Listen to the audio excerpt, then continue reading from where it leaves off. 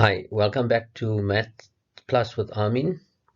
In this video, we're going to look at the part 3 of differential calculus and specifically sketching of curves of cubic functions. First of all, we're going to have a quick revision of some content skills relating to what we've done in video lesson number 1 and video lesson number 2. And then we're going to give you just an overview of turning points, inflection points, and concavity. Then we're going to go into sketching of curves of cubic functions. And then as usual, that you'll have an exercise worksheet to practice these skills. Let's do a quick revision here. Differentiate that for me, give you a chance. 1, 2, 3, 4, 5 examples and 30 seconds each. Let's start. You only have to write down the answer. You don't have to write down the given expression. Okay, first one. That's right, 6x squared plus 18x plus 14. The next one, negative 9x squared plus 10x minus 16. Next one, 12x squared minus 22x minus 2. Next one, be careful here, negative 3x squared plus 2bx negative 2a. And the last one, 3ax squared plus 2bx plus c. Okay, now we're ready. Also, what you're going to need here, let's just see whether you still remember how to use your calculator. There's a few expressions, and I'd like you to try each one, and with your calculator, less than a minute for each one.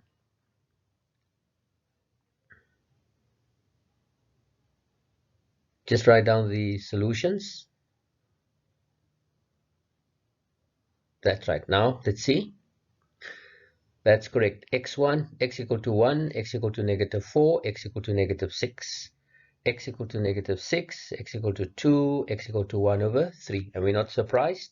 We have coefficient there of 3, so I expect to have thirds here. Here we have x equal to negative 5, x equal to 2. And in this one, you notice there are two distinct roots, but one of the roots is duplicated. This one here, again, here we can see we have a 2, so we're not surprised to get halves, in this case 5 over the 2. The last one, this one is an example where we only have one real root. The other roots of this cubic are non-real. So those are the main skills that you will be requiring in sketching curves of cubic equations. Let's just go over what we've done previously. The gradient of a tangent to a curve. Let's start off with a quadratic function. There we have a quadratic function, and I have 3 points on this quadratic function here. We have A, C, and B. If I look at B, I have a tangent there. What is the gradient of that tangent? That's correct, right? That is a positive gradient. And if I look at A, there we also have a tangent at A, but the gradient of that tangent is negative. So on the left side, we have the negative tangent, negative gradient, and on the right side, we have a positive gradient. At C, at point C, the turning point, there we have a tangent, but the gradient here is, that's right, the gradient is 0. It's parallel to the x-axis. So we see in this quadratic equation, the gradient changes from negative, then it is 0, and then it changes to positive there. At B, as we said, it's positive. At A, it is negative. Gradient at C is 0. And gradient there is m. In this case, this is a way of simplified way of writing it. M greater than 0, and m equal to 0, and m less than 0. But gradient can also be written in terms of the derivative. That means the derivative, first derivative is 0. the first derivative is less than 0 or negative, or the first derivative is equal to 0. Okay.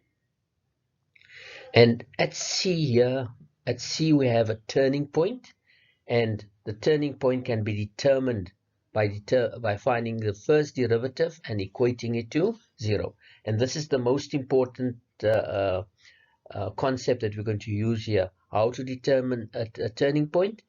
Determine the first derivative, equate it to 0, and then you solve the equation. Let's look at a cubic function. If I look at this curve here, we see at point A, we have a tangent here, and this tangent, the gradient of that tangent is 0. The gradient of that tangent is 0, right? There we also, but this is not a tangent, right? If we look at this tangent here, we notice that this tangent, the tangents here are always above the curve. If we look on this part here, we see the tangent here is always below the curve. So somewhere it changed from being above to below. And that place where it changes from being above or below the curve, this point here, this is a new point we're going to use, and this we refer to as the inflection point. Let's look at that now.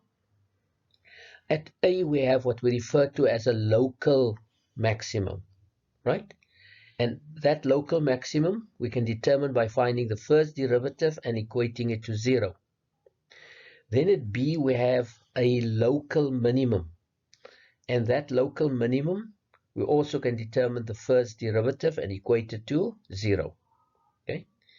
Then at C, there we have an inflection point. And to determine the inflection point, we'll find the second derivative and equate it to 0. Now, you must have been wondering why we say local maximum. You see, here, in this locality, it's a maximum. But if I follow that curve, there's actually a true maximum, or there's other values more than that, right? So that's why we refer to this as a local maximum, or this one as a local minimum. There are values there, right? This other value, if we want to, there's actually a true maximum somewhere there, or a true minimum somewhere there, or we also refer to this as the absolute maximum or the absolute minimum. Next, we're going to look at the intervals where the curve increases or decreases.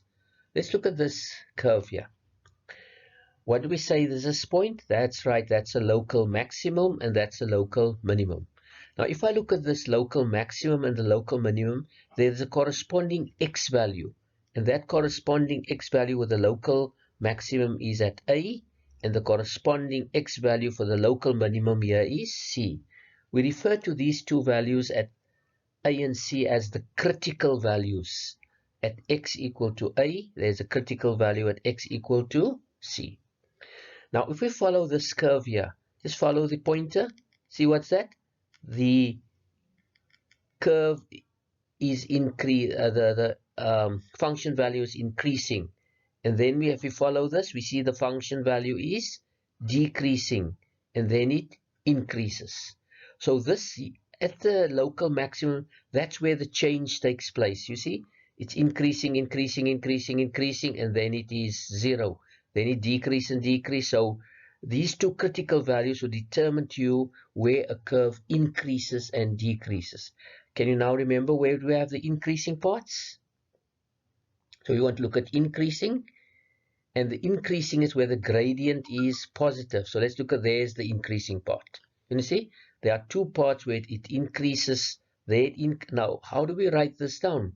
So we need the critical value. It increases there. In other words, I want x value. So this extreme x value there is at negative infinity up to A.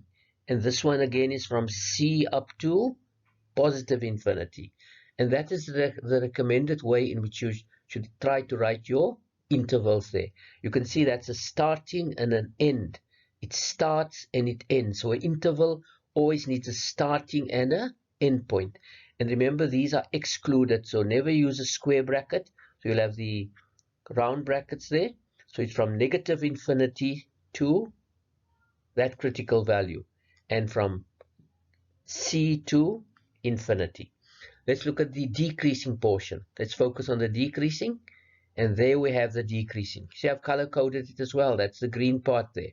So it decreases from that critical value to that critical value, and it's quite easy to write it in interval notation from A to C, right? And the A is excluded and the C is that's open there. And there we have the two combined there. So you can see the yellow there represents the increasing, and there's increasing, and that's decreasing there. And associate increasing with the first derivative as being greater than 0, or decreasing is where the first derivative is less than 0. In part 4, we're going to do a lot more of these inequalities. Now there's another concept that we're going to look at, and this is the concavity, the curvature, of the curve. Let's look at a cubic function. There's a cubic function there. Now, what did we say was this point? That's right. This point is the local maximum, and that's the local minimum. And what was this new point? You still remember? That's correct. This is the inflection point. This way, they talk about there's an inflection taking place.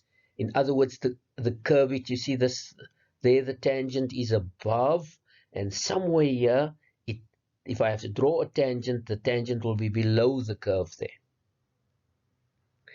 And the corresponding x value that goes with this inflection, in this case, let's say it's at point E, right? Now, if I look at this portion, the portion on the left side of the inflection point, right? You see this one here? If I follow that, can you see there? There's the inflection point. It then turns and it seems to be going down. And this type of curvature, we refer to this as curving downwards. Actually, the arrow can help you there. You can see this arrow from there. It just seems to go down there. So this is concave down. Let's look at the other one. There I have my inflection point. And this one there, it turns and then it goes up. And this is what a concavity or curvature up, concave up would look like, right? Let's put that down. Concave up would be this yellow. See, that's the yellow. That's the concave up. And then concave down would be that one there. I've coded in yellow and green.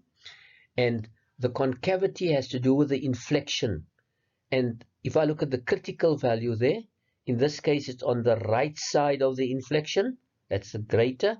And on the other side, so the concavity separates the inflection point will determine where it curves up or where it curves down. So the second derivative less than 0 would be concavity downwards, and the second derivative greater than 0 will be the concavity upwards there.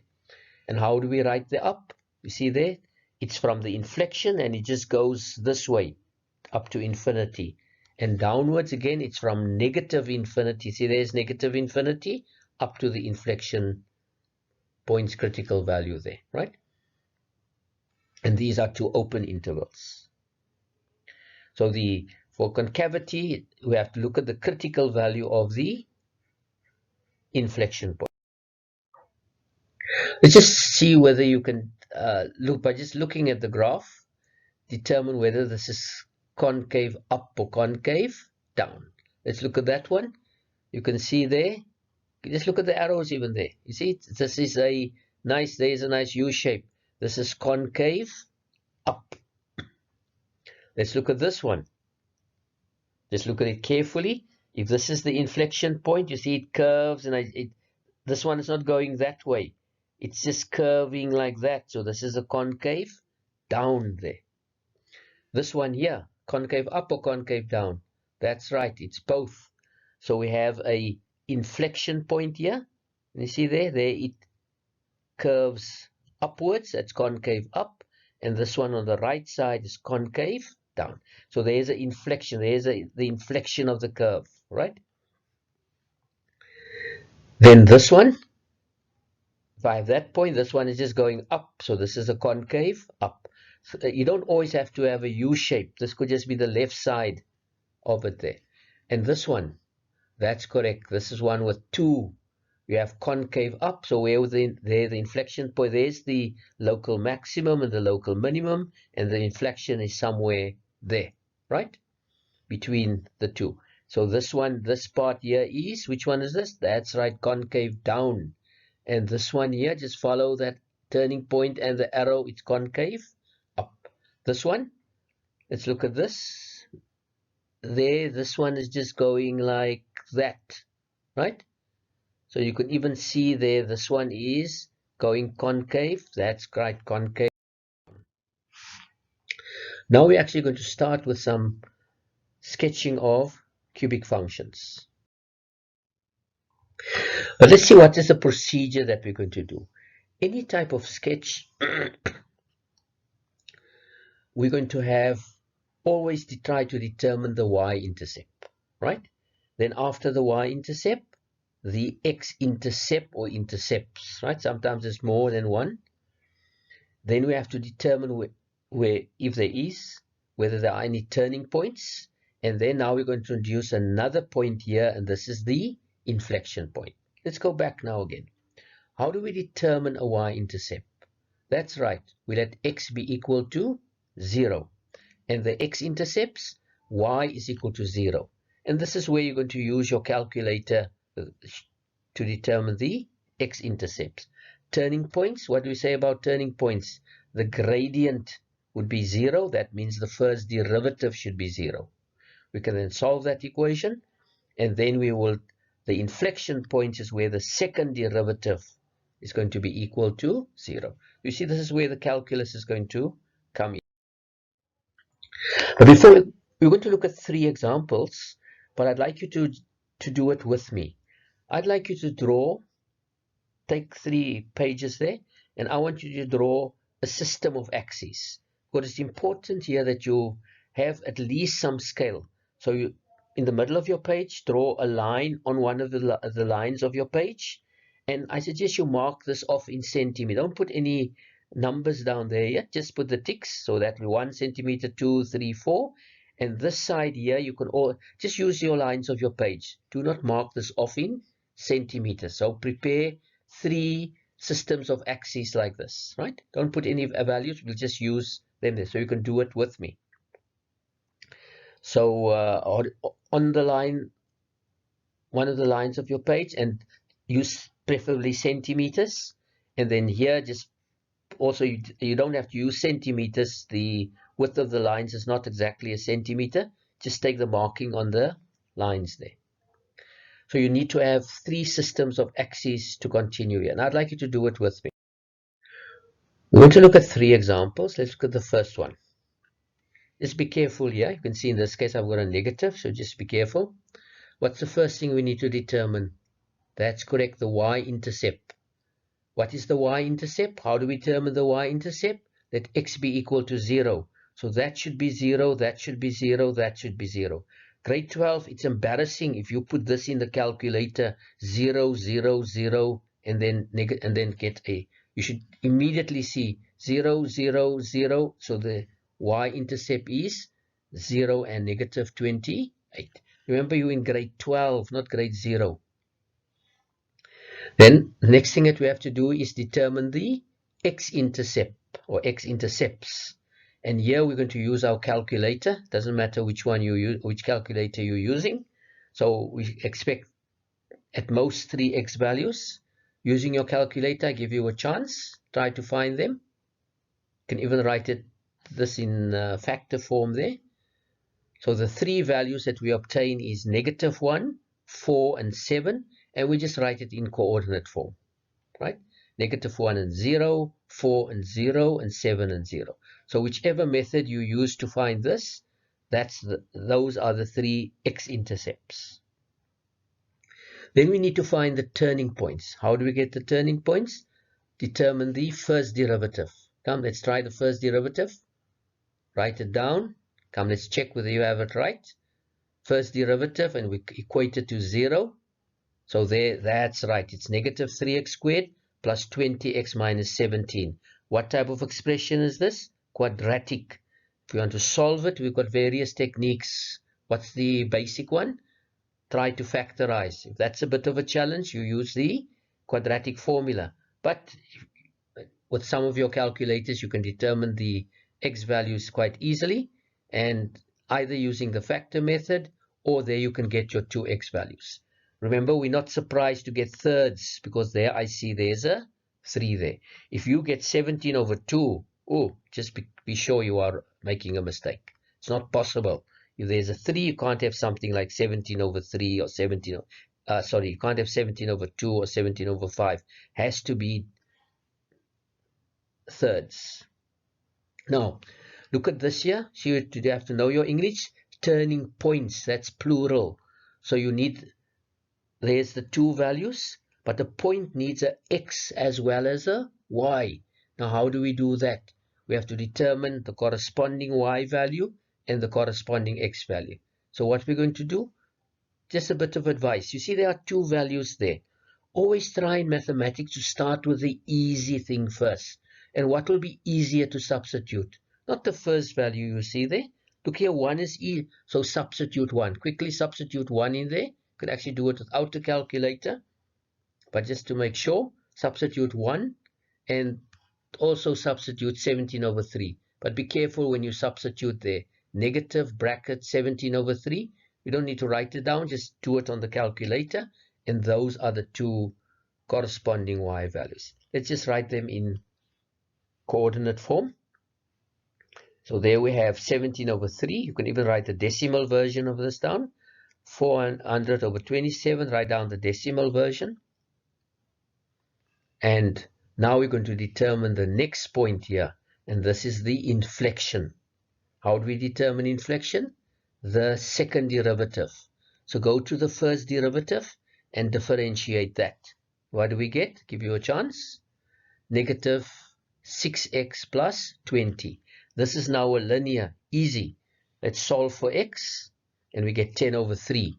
But remember, point needs an x value as well as a y value. And there's the corresponding y value. So let's write that, as we said, we'll also write that in coordinate form.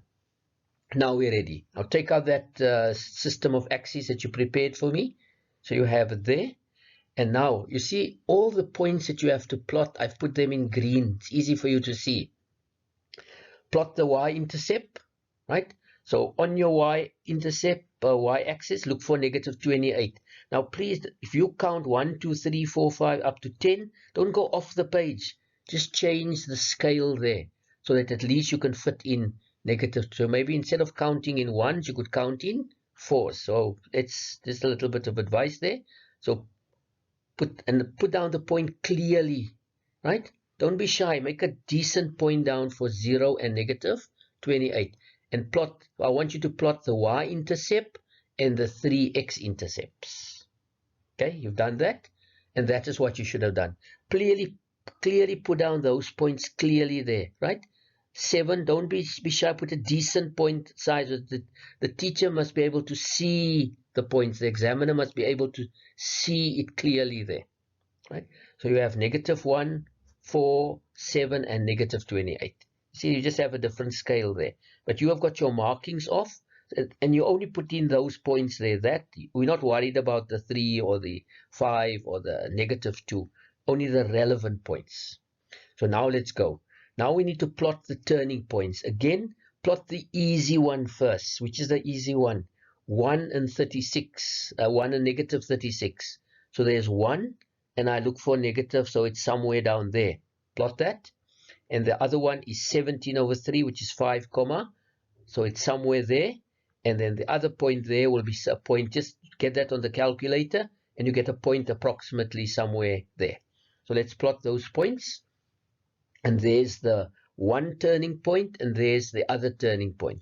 I see I've already plotted the inflection point, and you can see if I look at just see a straight line that joins that local maximum and the local minimum. So the inflection point is right there in the middle. Okay. Now, I want to give you a little bit of advice. You see these points here are the intercepts, 3 intercepts and the 1 y-intercept. Now, to distinguish between this, I suggest here by the turning points, put a little circle there. You know, the road, you have a circle, and what do you do with a circle? You mustn't go straight through. You must turn. So this will remind you that if you come here, you must turn. You must make a turn there. So I suggest you draw a small little circle around there. And this is the inflection. You can either put a little cross there, or let's leave it as it is there. Now, I'm going to show you how you can draw these curves using these points. It is recommended that you start from your inflection point. You see, there's my inflection point. Then from this inflection point, go towards that turning. Do you follow? What must I do there? Must I do that? No. That tells me, see, the circle reminds me I have to turn. And there you can see you turn, and that's what you do there. Come try to do that one. That's correct, and that's what you should get. Right? That's a very sober curve there. Go down there, straight down there, and you turn nicely that way. From this one again, there's the inflection. Go through the X there, and then you see where that circle's now reminding you. Don't go up. You have to make a turn there. And if you turn, that is what you would obtain there. So I go there, and I turn, and I go down. And there you've drawn a cubic curve of a cubic function there, right? So from the inflection, go to the turning, and turning means turn. That thing is also reminding you to turn there. Another example, x cubed plus 2x squared minus 4x minus 8. So first of all, y-intercept. What's the y-intercept? Yes, we just expect you to write it down, right? So 0, and don't go and type in 0 cubed plus 2, 0 squared minus. That's extremely embarrassing if you do that. Then we have to determine the x-intercept or intercepts. In this case, we expect at most 3. If you do this, right? And in this case, we notice there are you only obtain 2 because one of them would be repeated. Okay? So it's only at -2 and 2. So x-intercept and 1 y-intercept. Then we have to determine the first derivative. Let's find the first derivative. So let's try that. Write it down quickly. Let's check the answer. There's a 3x squared plus. So this is a quadratic. You see, you have a cubic. You end up with a quadratic. Quadratic equation, different techniques.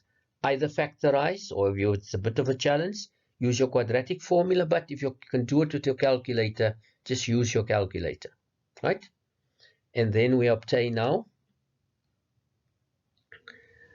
There's your, if you wanted to use factors, but we're just interested in the critical values. There's the critical value at 2/3 and -2. But it's points, so I need to find the corresponding y value. Which one you're going to substitute again? Not necessarily the first one. Do that one. It's easier. Put that bracket -2, you know, your calculator techniques there. So those are the corresponding values there. You can either give it to us into in this form or that, or you can even write the decimal version down. But this is the exact values. So let's write it in coordinate form. So there I have 2 turning points there. Then what's the other point there? Let's get used to it. That's right, the inflection point. You see, that's plural points, so we expect 2. Point, we expect 1 there. And how do we do that? Find the second derivative. So I take the first derivative, differentiate it. Let's try that. Okay, you ready? There's a 6, and that's a linear. So we see we go from a cubic to a quadratic to a linear. We're going to do that again later. That is a linear, that's easy, and that should just give you -2/3. And then we need the corresponding y value. Go to the calculator, and there's the corresponding y value. So there we have our points. Again, let's look at this. we have to plot the y, the x, and the turning. Let's do those three. Always do those ones first. Plot the y and the x-intercepts first. Come. You all ready? This one is not that large, so maybe the -8 can fit in your grid. And there we have those 3 points, right? So maybe you'll get in an exam 1 mark for plotting the intercepts. You won't get 1 mark, 1 mark, 1 mark, right? It's not throwaway marks like that. Now the turning points, again here, try to plot the easy ones first. That one. So there you plot. And what did we suggest about the turning points? Put a little circle where it, you see it must turn it. So you have a little circle around that one. There, and a circle around. Well, that reminds you, you must turn. You're not going to go straight through it. There's a circle. You obey the traffic rules. You have to turn there. So let's see now.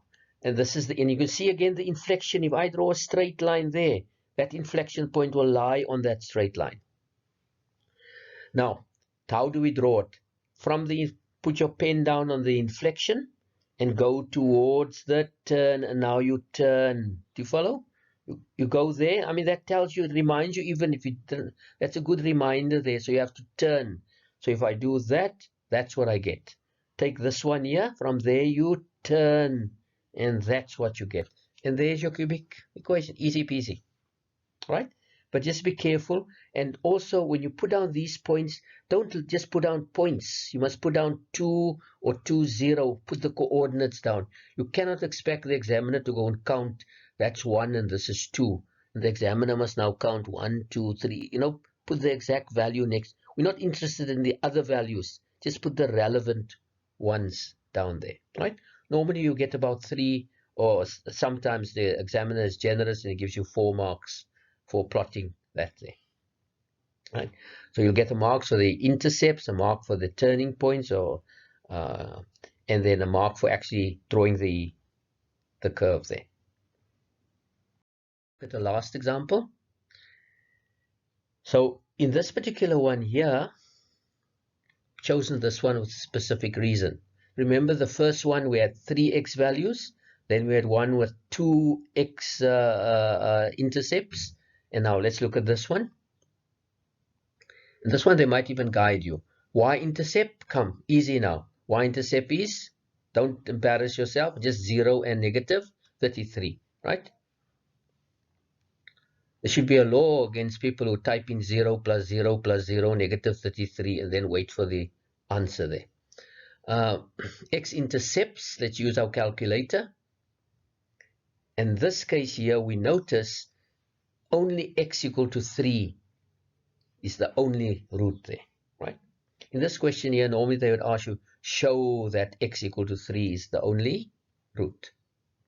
Turning points, let's find the derivative. There's the derivative again. Remember, cubic, then you get a quadratic. Solve the quadratic. In this case, we get 2 values. Again, we're not surprised to get thirds there because we have 3. You'll be very surprised. I mean, you should be shocked if you don't get thirds there. Then we get the corresponding y values. Either write it in this form or that. You can even write it in decimal form. Then we write down the turning points in coordinate form. Not essential, but it's advisable to do that. Then we have the, what's that other point? Yeah, we have to get used to that one. That's right, right? The inflection point. And how do we find the inflection point again? Differentiate again. So what must I differentiate? That's right, the first derivative. Let's differentiate it, and that gives us 6x plus 4. Easy. And there I end up with -2/3, and a point requires an x and a y. Just always read there. Point single, it's not inflection points, it's inflection point. And there we have the inflection point. Let's focus on the green. It should go quick now, right? I mean, really, if you calculate it correctly, plotting of points for grade 12 should be easy. So we plot our intercepts. In this case, we notice there's a y, but only one x, right? Don't stress there and think you did something wrong. We will encounter problems where we only have one real root. Now let's see now. Again, here you've seen, plot this one. It's easy. Start with a -2, and you plot it, and then you go to the fraction one there, then you plot it. The same here, negative 2/3, and that shouldn't be much of. So there we have. We've plotted our points there. And now we just put our circles around. That was the one turning point, and that is the other turning point, right? And there's the inflection point. You can see there the inflection point is nicely.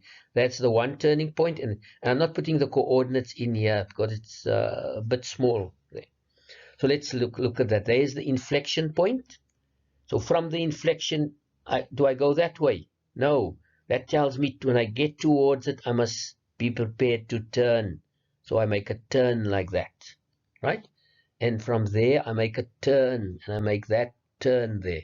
And there we have it. And there's our complete curve there. Please remember, don't just put in dots. You can't expect the examiner to count 1, 2, 3. That 3 must be in, or you even write it in coordinate form, right? The turning point you write in coordinate form. Unless this was on a grid, then it's, but you cannot expect the examiner to go and count 1, 2, 3 and no. You must label it correctly. I didn't label the inflection point because it's a bit congested down here. So that's from the inflection, and then you turn from the inflection towards. That's the recommended way to draw curve. Now, as usual, before you actually start with this worksheet, I suggest you go through the previous worked out examples and some of the concepts that was discussed. Take that example, do all the calculations on your own. Don't just look at it, try it. Once you've try all three, then you start. Let's look at what we have here. Question 1, there's an easy one. This one actually they guide you, to show that's a factor. Then you have to factorize, and then you obviously from there you'll get your, then see, they won't just ask you sketch the graph. There'll be some leading questions to assist you there. There's another one. Determine the coordinates of the turning points, etc. There's another one there. A fifth one, right? Little different, number 5. And you can see I've referenced it to the external examinations there. This was June 2017, and this is February 2016.